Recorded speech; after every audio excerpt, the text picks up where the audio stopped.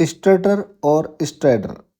Noisy breathing tend to be have different characteristics depending on the level of upper airway obstruction.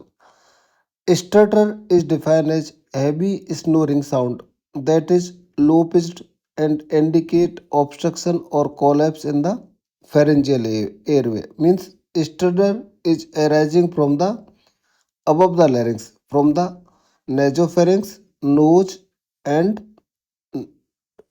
pharynx.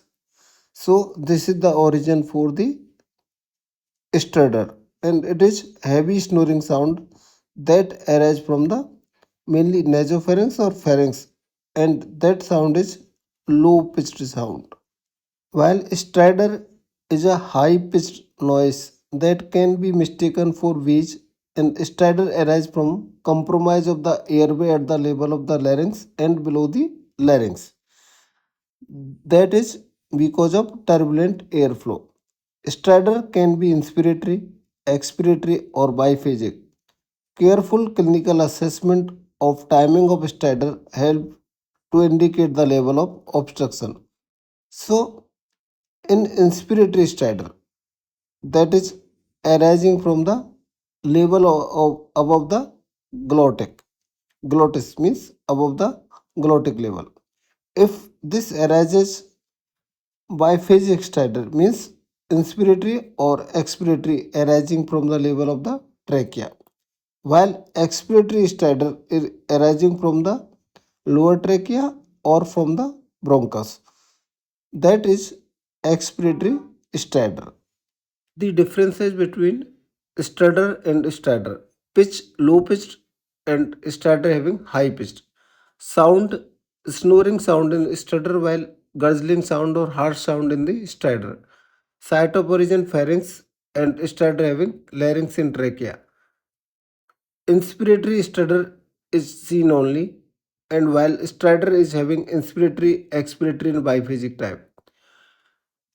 This stridor indicate pharyngeal obstruction while stridor indicate laryngotracheal obstruction. The extrathoracic airway has a tendency to collapse on inspiration and to expand on expiration.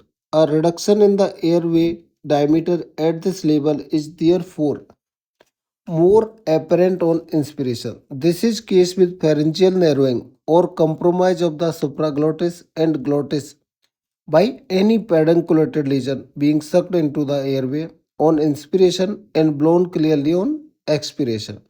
That produce ball valve effect. The opposite applies on intrathoracic airway where increased negative intrapleural pressure on inspiration that leads to increase in airway diameter.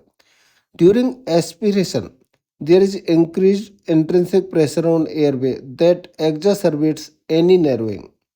The subglottis and trachea is usually immune to pressure fluctuations arising from the respiratory cycle due to cartilaginous support, and therefore stridor at these levels are typically biphasic.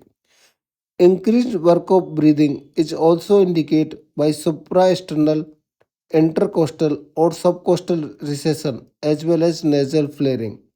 This is accompanied by increased use of accessory muscles for the respiration.